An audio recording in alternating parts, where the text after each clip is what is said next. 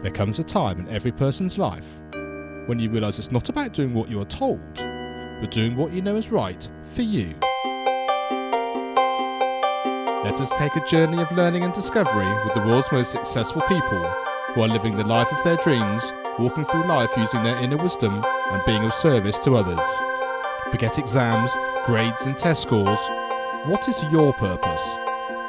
As we let go of what we think should be and learn from our elders to gain knowledge, inspiration and a true sense of who we are.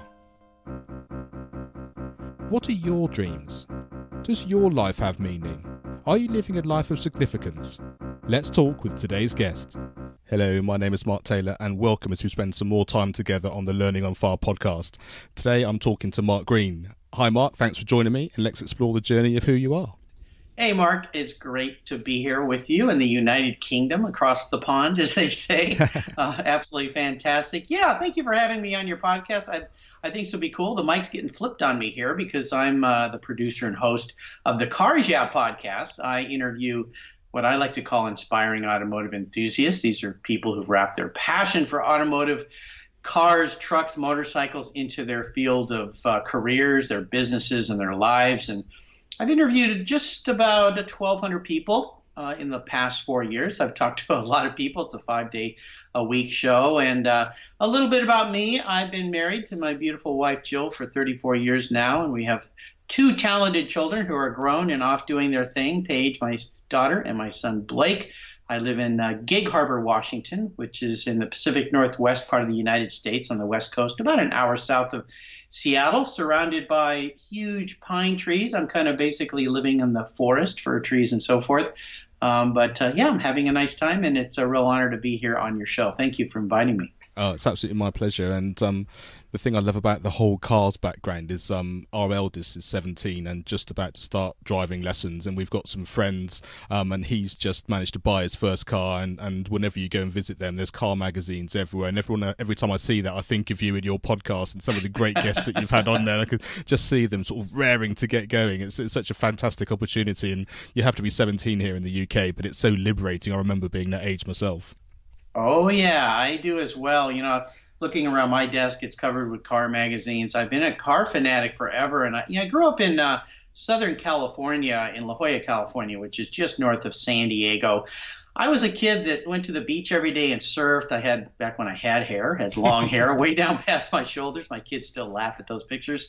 And I was always into cars. And Southern California is such a car scene. I mean, it's always has been a car scene. But back in the 60s, when I was just a young boy, and before I started driving, I started driving 72, 73, I believe it was. But cars have always been my passion, always loved cars, continue to love cars. And as we go through kind of some of the questions you have today, I'll share a little bit more about my experience with cars, because it's both in my career path for a long, long time, but also in my my avocation. I raced vintage cars for about 12 years. So, I love cars. And congratulations for having a driver in the house. Now you can send somebody off to get the groceries and drive you around for a change. Yeah, I'm going to be looking forward to that, I have to say. It's fun. It's fun for sure. A little scary at first, but just as I always say, give them a lot of seat time. Let them drive a lot with you sitting over there kind of observing. Try to keep your mouth quiet and just let them do what they do, unless they're going to run off the road or hit a cow or something. But it's a fun time for young people for sure. Very liberating. A lot of freedom there.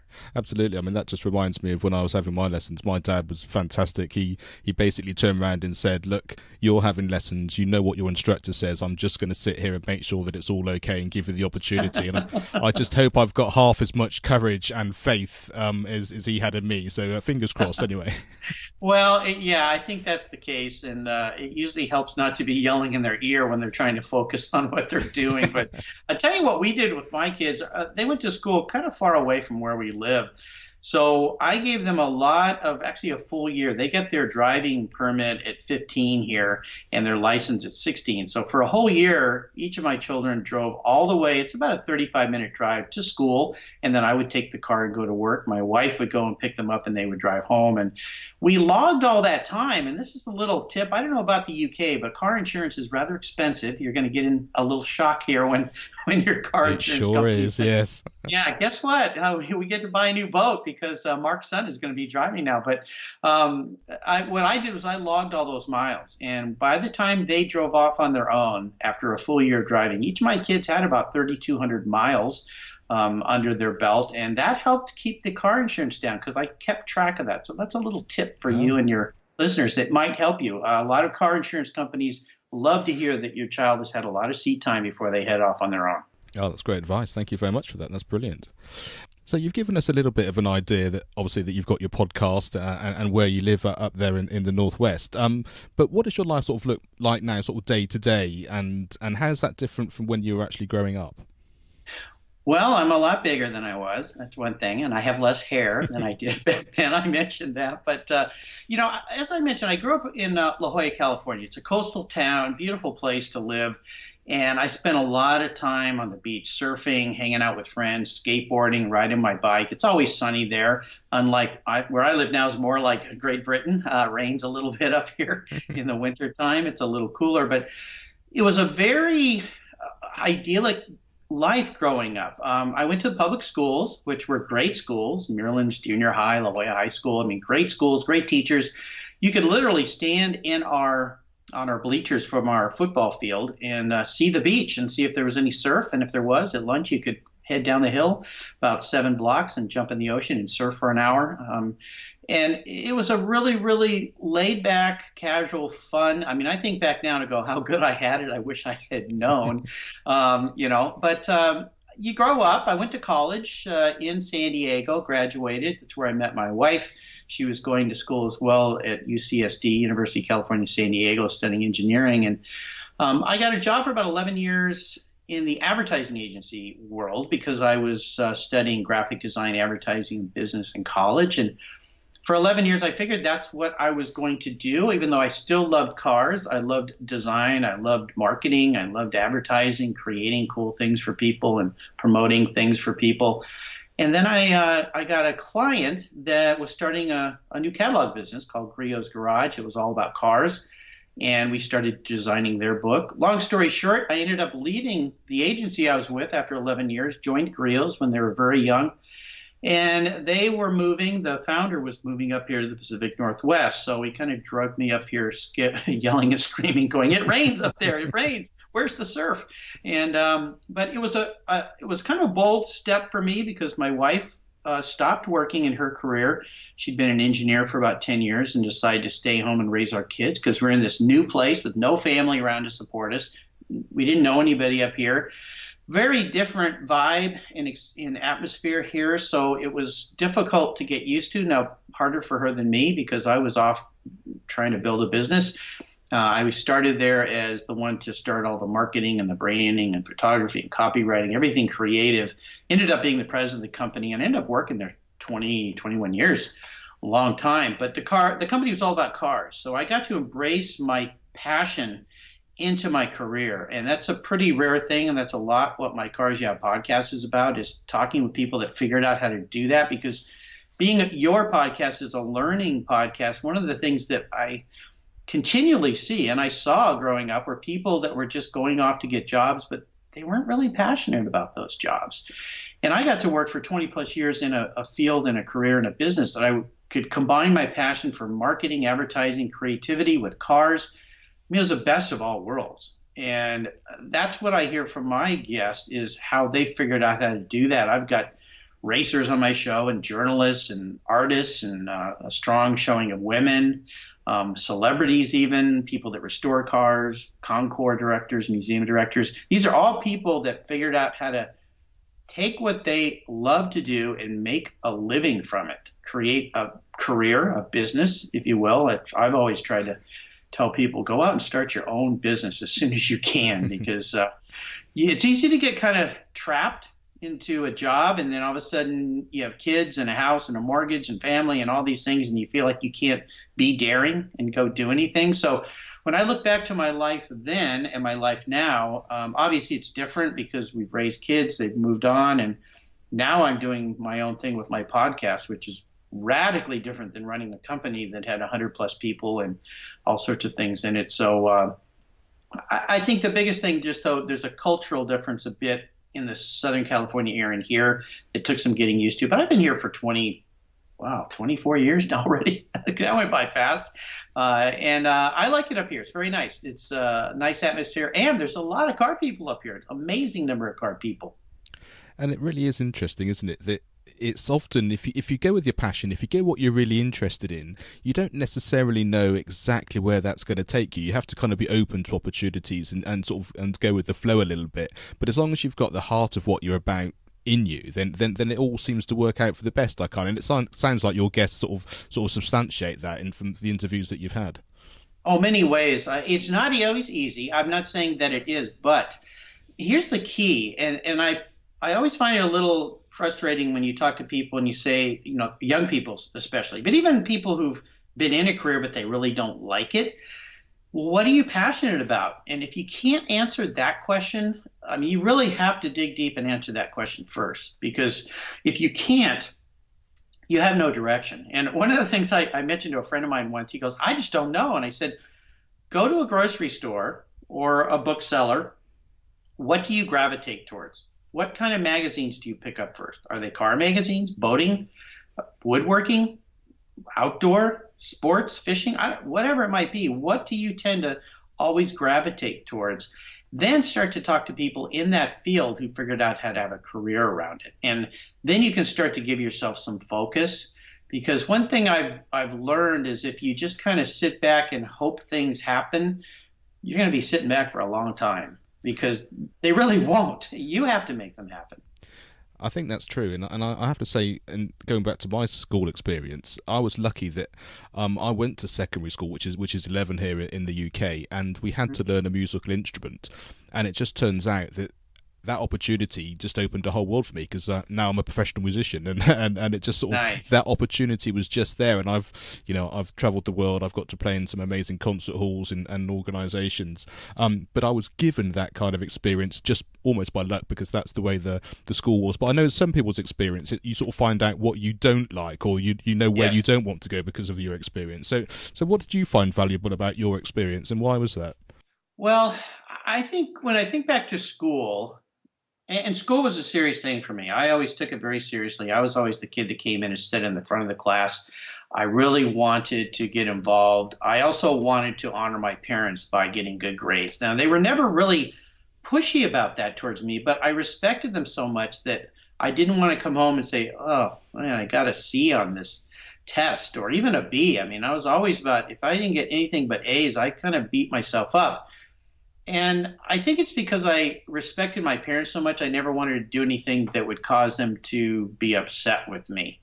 And so school for me, the classes I liked the best were the ones where the teachers were very challenging. And a lot of times other kids would go, oh, that teacher is such a pain. They're so hard. The tests are so hard. But I don't know. There's something that I liked about that. And I can't really tell you why. It seems kind of counter to typical kids going to school, but maybe it's because I looked at my parents and how hard they worked to provide my sister and I with the things that we had. And I realized also, having grown up in a pretty affluent part of San Diego County, La Jolla, California, I looked at all my friends and what their parents did there. They were mostly business owners. My dad had his own architectural firm. They were doctors, lawyers. They owned companies, and they worked very, very hard. And I thought, okay, if I want to have a life like that, I've got to work really hard, and I've got to start doing it in school. But if I think back to my school experience, I had one teacher, Mrs. Raines, in high school, and she was just tough. But if you got a good grade from her, man, you felt really good about it. And it was the same in college. Now, I had a fair share of professors that I thought, why are they teaching? They don't seem very excited. They're pretty boring.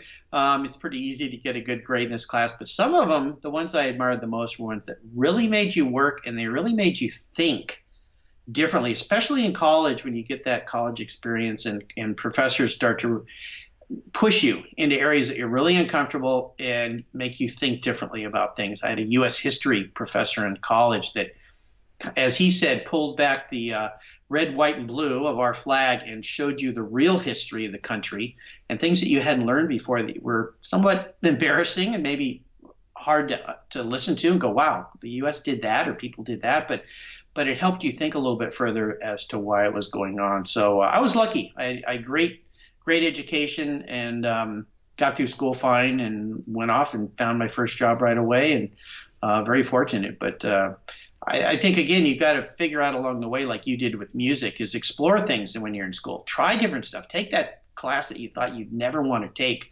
and you might surprise yourself. You might go, I never thought I wanted to go in the field of medicine or music or whatever it might be.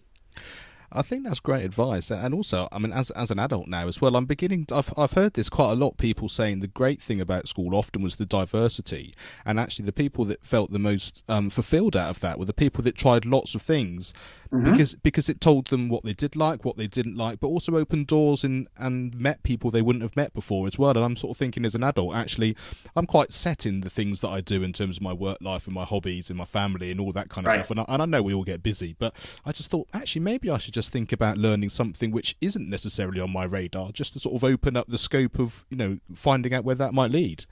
Well, you can do that in your own field, and I'm glad you brought that up. I'll give you an example. I love cars, but I specifically like Porsches. I've always been a Porsche fanatic since I was a little kid. But I had a guest on my show when I first started, and he suggested that you go out and explore other marques, other kinds of car people than just the ones you tend to surround yourself with. And I found that opened up a massive number of doors. All of a sudden I went, oh, I never thought I would like hot rods that much. I never really thought about them. They just were okay. But now I can look at the craftsmanship and the build quality. And yeah, maybe the folks that are driving hot rods are a little different than me, but you know what? They're pretty cool, and they can offer new things for me. So even within your passion, your genre, whatever that might be, there are subsets within that you can go and explore and try different things, so that you're not just locked into the same old thing all the time. Like, I like to go to different car events and car shows that kind of push me outside of what I would normally like to see, even racing events. And I always come away richly rewarded with the new people that I meet. And I'll tell you, with cars, it really isn't about the cars. It's about the people you meet who have passion for cars. That's where you really have the pure enjoyment with what your passion is, at least in the car genre. And I think it would be the same even in the music field. By the way, speaking of music field, guess who I'm interviewing this week? John Oates of Hall & Oates. Remember that band? Oh, wow. I met him at a Porsche event last weekend, and he, turns out, is a big-time car guy. And so we're going to talk about cars and music and so forth. So there you go. A guy whose whole life is about music, but he's diversified a bit into cars, and he had a cool car built by a friend of mine named Rod Emery. So there you go. I can kind of expand my offering to my listeners in a very different way with somebody from a whole different field who happens to like cars. Yeah, that's great, that, isn't it? It really sort of opens the door to sort of that sort of diversity, which I always really love, which is, a great and interesting thing for people to listen to as well. Yeah, absolutely. It's cool. So who did you admire when you were young? And I'm wondering whether this might have been a racing car driver or something like that, or was there someone else that kind of took your fancy before you really got into the car and got that passion going? First and foremost, my mother and father, because as I mentioned, they worked so hard to get to where they were. I know they sacrificed a lot to provide the things that my sister and I were able to have. The neighborhood we were able to live in, the schools we were able to go to. My mom was pretty much an at-home mom, although she worked part-time so that they could earn enough money to help pay for the nice things that you had in life. And we were surrounded by most of my friends, and their families had a lot more money than us. But I never felt like I was wanting for anything, because they always provided, and both my mom and dad taught us very important things. My mom used to always say, whenever I'd say, man, I wish I had a new bicycle like Tommy has. And she'd say, well, you have a bicycle. Think about the fact that you have one. Be grateful for what you have. Don't always be wishing for what you don't have. And that was something that stuck with me, is to really focus on that word grateful. And that's a thing I've learned through all the people I've interviewed on my show, is that when you're ever feeling down or frustrated, or like you don't have what you want in life, whether it's a material thing or whatever it might be, just stop for a moment and focus on what you're grateful for, because it's impossible to be angry when you're grateful. When you're truly grateful, you can't be sad, because you can focus on on what you have. And I always valued that lesson. My dad taught me the value of hard work. He grew up on a farm in Texas where work never ends on a farm. You're always working. As my grandfather told me once when I said, "Hey, Grandpa, why don't you visit us more often?" He said, "Because the cows never go on vacation." He had a big cattle ranch. And so I think my dad, he taught me the value of just getting up and working hard. So I had a paper route from the time I was about 13. I got up at 4:30 every morning, 7 days a week for 5 years and delivered. I still can't believe I did that. That was crazy. But I learned some really good lessons about communication, the fact that people get very angry if they don't have their paper on time in the morning. So you better be there when you say you're going to be there. I got to learn how to manage a checkbook and the money and all that kind of parts of it. So I think that was valuable, and I started my own car care business when I was about 14, so I did that as well. That was something my dad suggested that I do, start my own business young and be my own boss and make my own money, and could make a lot more money than flipping burgers at the burger place. So really the answer to that question, my parents. And I admired race car drivers, of course, surfers that were better than me, professional surfers. I think of Jerry Lopez back in the day, a big wave surfer in Hawaii. But really it's my parents, because they're the ones that taught me the really valuable lessons that I have carried through to this day. One final one I'll share with you is my mom taught me the value of writing thank you notes, handwritten thank you notes. I still do that today. Every one of my guests gets a handwritten thank you note. I always write handwritten thank yous to anyone who has crossed my path or done something nice.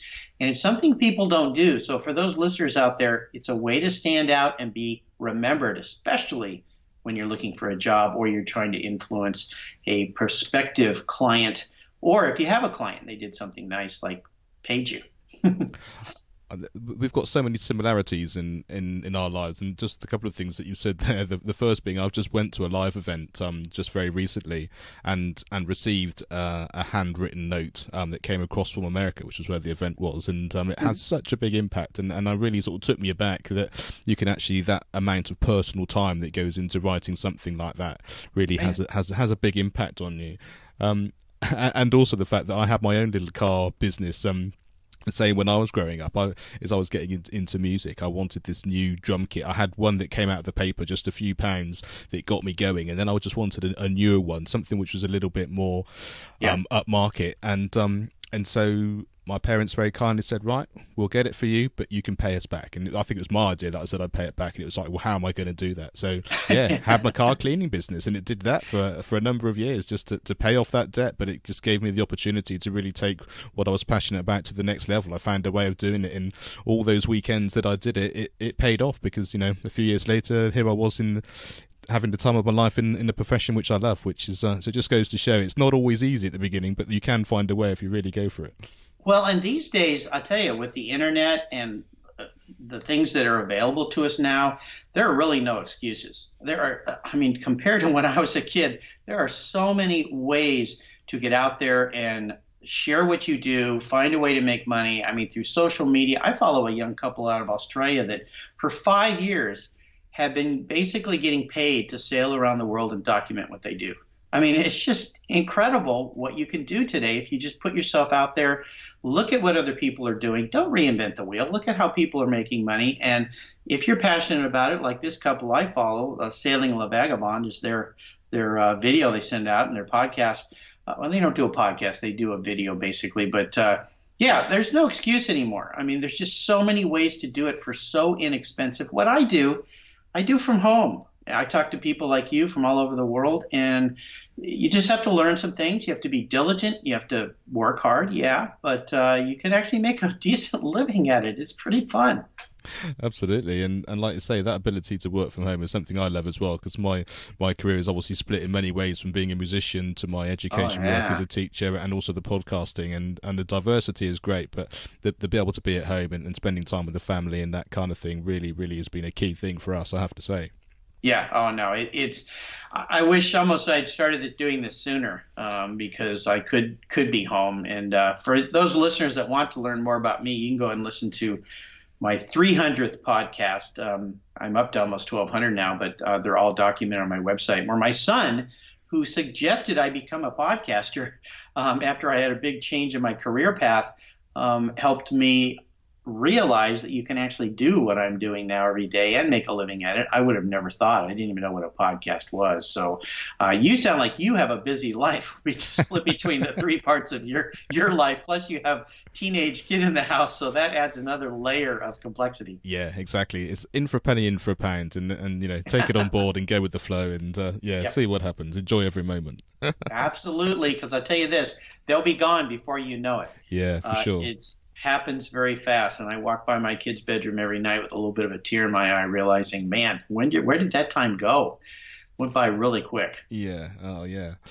What was the best piece of advice you've ever been given, and who gave it to you?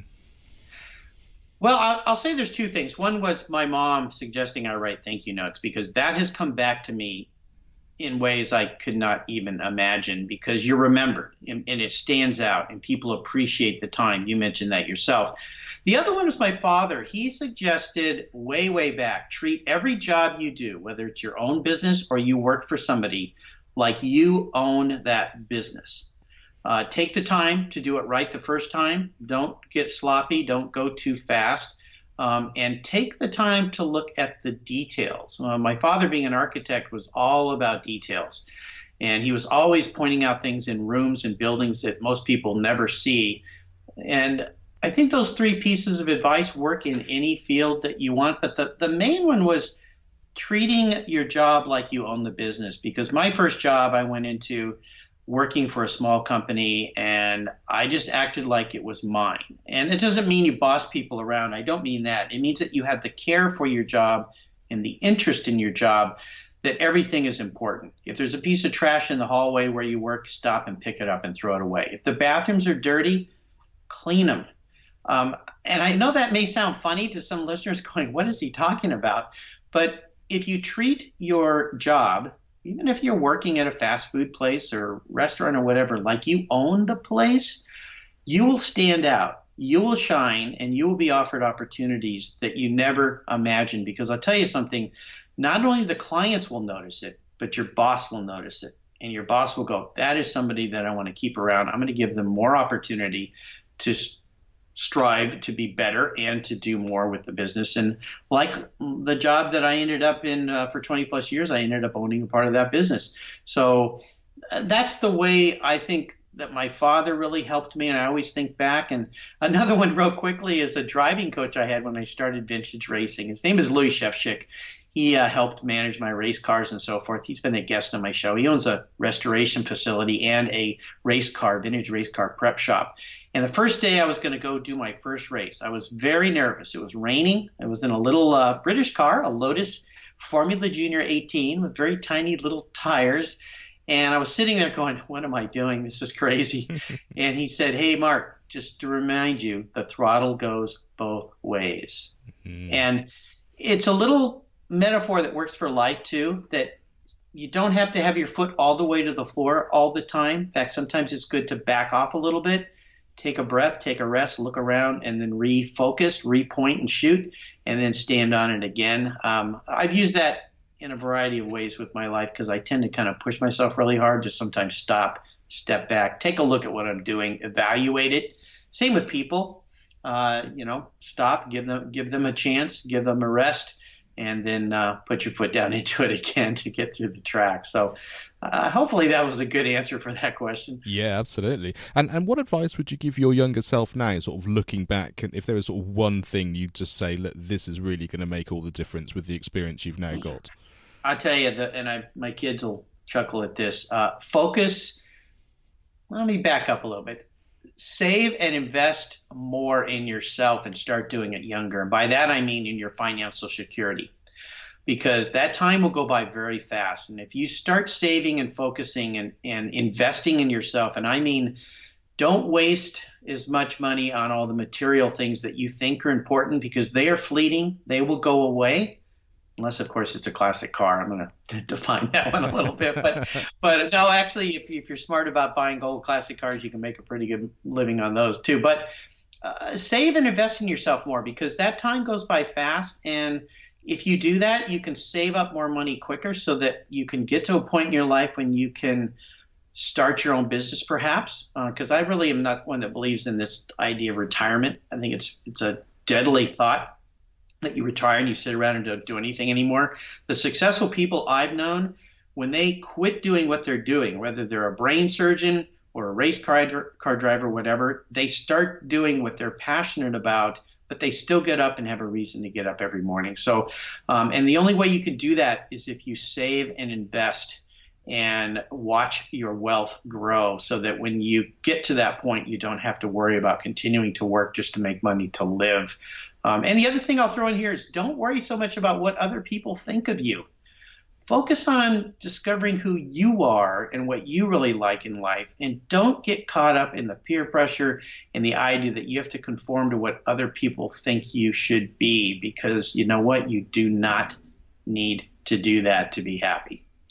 I think that's really, really great advice. And also, as people start to listen to more and more of these podcasts, I think it's a running theme about that thing of looking after yourself, knowing who you are. And it's quite hard, I think, when you're in education sometimes to sort of feel like you have these opportunities or the choices along there. But I think people are starting to hear now that actually, with all these great bits of wisdom that are coming through, you have more control than you think. And especially when you're looking very inwardly, like you said, about your passions and where you want to spend your time and how you want to deal with people, all of a sudden the world opens up to you, even if you feel like you're slightly cocooned in a system which is telling you what to do. Absolutely. And our children, we put them through their early elementary years. We're in a Montessori school. And I'm so happy we did that, because it was a very different way of being educated than I was. I grew up in a basically public school system where you went in, the bell rang, you sit at a desk, you didn't talk, you listened, you did what you were told, bell rang, you went out and played, bell rang, you came in, you listened, you didn't talk, bell rang, you ate. I mean, it was like they were preparing you to be a factory worker. Mm-hmm. And the Montessori system was so different and so unique. And at first it kind of scared me as a parent. I'm like, this place looks like it's out of control. These kids are doing whatever they want. And they said, well, that's the idea, is that they have to get their work done, but they get to do it any way they want to do it. And I tell you, it was a huge beginning for my kids. They both went on to do great in their schooling and to do well in their adult life. So, I hope the school systems are changing a little bit that way. I don't know, because I don't have young kids in public school system now, but even private schools. But I think it's really important to even if you find yourself in that kind of situation, is to really think about how you're using that spare time when you get home from school. Instead of wasting it on the television or whatever it might be, focus on what you're passionate about and get out and do that. If you like to hike, go hike. If you like to surf, go surf. If you like to race cars, go find a track and drive a car fast, for goodness sake. Yeah, it's fun. And that sounds exciting to me. I'll be doing that literally later. So, yeah. Cool. I'm jealous. I know. I just got off the phone with a guy before you called who was at Sonoma Raceway with his son racing SCCA, and I could hear the cars in the background. I'm like, I want to be doing that right now. So cool. So what does your future look like from here on in? Like you said, having had that career going through and now having your podcast, do you have a clear definition of what that's like, or just a general sense of where you'd like to head? Because you've obviously just said that retirement isn't something that's really focused on your mind. Right. Well, I'm a pretty focused person. I set goals, I write business plans, I do all that. So what I'm working on right now is continuing to grow my brand, that is Cars Yeah, by interviewing people. It has led to some very interesting opportunities like consulting. As soon as I hang up with you, I'm going to be doing that with a young woman who wants to start a podcast. So I'm going to help her a little bit. It's also led to an opportunity to create a television show. And so I'm working on a TV show, a Cars Yeah TV show. That's something I never even thought about that would happen, but it's occurred through people reaching back to me saying, hey, what about doing this? So we're working on that. I was hoping to launch it this fall, but it looks like it's going to be more first quarter, second quarter next year. It's taking a lot more time than I thought, but that's because there's a lot of things out of my control that I have to work within. It's also led me to think about how to explore the Cars Yeah brand and what I'm doing for people in different ways, like speaking. I've been invited to be keynote speaker at some businesses and at some Concours events. Never thought that would come up. But I've learned a lot after talking with so many people, and that's one of the messages that I like to share, is what these people I interview every day have taught me about how to be happy in life. And everyone says, what's the key to happiness? And I really think if I could define it all down to one thing, it's finding a way to do something that gives back to others. Sounds pretty simple, sounds almost cliche and a little bit trite, but it is absolutely true. If you can do something that gives back to others, there is something that just happens to us as human beings inside us when we are truly helping other people in any way that we can. Maybe it's just selling great products there's not junk, but it's really high quality that helps people do something different in their life. Could be food, could be a material thing, I don't know. But so I'm starting to see all sorts of other things that this podcast I'm doing is providing me. And I think it's what you talked about early in our talk, is keeping your eyes open to opportunities and getting out there and looking at what other people are doing and how they're being successful. I had a client way back named Tony Robbins. I hope a lot of your listeners know who he is. He's an incredibly successful motivational speaker. He was actually a client of mine when he was just starting out. And he told me something. He said, hey, don't reinvent the wheel. Just look at what's working for other people, put your twist on it, and preach it to the world. And that's what he's done, and he's highly successful at it. Yes, and like you say, if you can get advice like that from somebody like Tony Robbins, then you should definitely take note of it and do it, which is exactly what you've done. So yeah, exactly. He was a very, very interesting client to have. He happened to live in the same city I was living in when I first got married in Del Mar, and I actually met him on the beach. He was running down the beach one morning. I was coming out of the ocean after a dawn patrol surf session before going to work, and I see this giant guy running down the beach, and I went, I think that's the guy whose tapes I just listened to about self-empowerment. And there you go. So I stopped him and said hi, and again, look for opportunities. It really does make a big difference, doesn't it? When you put yourself out there like that, like you say, it can just be saying hi or opening that door, because you never know what's going to come back from that. So you never know. So what resource has had the biggest impact on your life, and why? And that could be anything from a podcast, a book, a video, film, or even a song for that matter. Just something which really is that you could really recommend, or that's really touched your life, that's made a really big impact on how you are and your life going forward. Well, that's a big question, because I love reading business books. That's mostly all I read. But I'll pass one along that really was helpful back when I was trying to help build business, Griot's Garage, when I was working when the company was young. And that was a book called The E-Myth by Michael Gerber. It's a book that helps young entrepreneurs know how to build a business and what causes a business to fail, what causes it to be successful. It's a very easy read. It's been reproduced multiple times. I think it's a great book, and I've referred it to so many small business people that have come back and said, man, that made a difference. The other one was, I think something maybe you and I share, is John Lee Dumas's Entrepreneur on Fire podcast, because that's the first podcast I ever listened to. And the reason I listened to that was when my son, Blake, suggested I become a podcaster. He said, he was in college at the time. He said, I listened to this guy named John Lee Dumas. He's just starting out. I think he was up to show 200 or 300 or something. We all know now he's in thousands, but and I started listening to him, and then I joined his podcast Paradise group to kind of help me move faster to learn how to be a podcaster. Looked at his success, tried to pretty much emulate that and do what he's done, but I do it to a different niche market than he does. But I would say those two have been great. And again, the John Lee Dumas reference is what I referred to before. If you want to do something in life and be successful at it, go seek people who have done that. Try to talk to them. Most of them will help you. They'll talk to you. They'll share with you. Really reach out to those folks. If they'll become your mentor, even better. They might not have time, but most of them will give you some time. But just really put yourself out there. Walk up to people. Look them in the eye. Put your hand out. Shake their hand. Say you admire them. And start asking them questions. And then listen. And you'd be amazed at what you can learn. I absolutely couldn't agree in more, and I think that's right. It's just giving yourself that opportunity to learn, and if you ask questions and listen, then people, generally speaking, will be really enthusiastic about helping you out. So I've really enjoyed our chat today. What's the best way for people to find out more about you if they want to explore a bit more about the podcast and what you're doing in the moment? Oh, absolutely. I appreciate you asking. Basically, you can find me on my website at carsya.com. All my shows are listed there on individual show notes page. You can find me on Instagram. You can find me on Facebook, both under Mark Greene and a Cars Yeah Facebook page, Twitter, YouTube. And you can find all my shows on pretty much every major mobile podcast app, including Apple Podcasts, Stitcher, Google Play, Spotify. Now I'm on about 6 other new ones that I just put myself out there.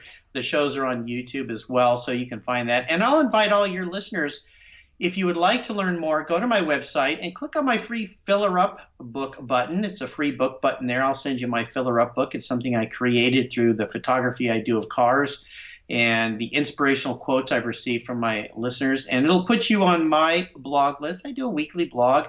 And then I also do a lot of giveaways. I have a lot of giveaways from guests on my show. I'm giving away a couple books this week, so your name can go in the hat. But those are the many ways that you can find Mark Greene, the other Mark, here on the other side of the pond on cars, here in the United States. But I have listeners in 80 countries around the world. So as you know, the reach now is everywhere, which is absolutely fantastic. Oh, it really is. And thank you, Mark, for sharing your wisdom and allowing us to learn from all your great experiences. Well, thank you. This has been a real pleasure to have the mic twisted on me. Thank you, Mark Taylor, and your Learning on Fire podcast. What you're doing is absolutely fantastic. Bravo. Thanks for listening to the Learning on Fire podcast. For more information, please visit educationonfire.com and follow the links from the homepage.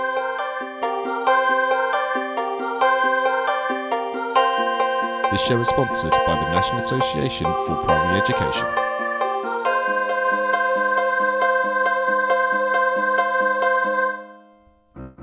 Education is not the filling of a pail, but the lighting of a fire.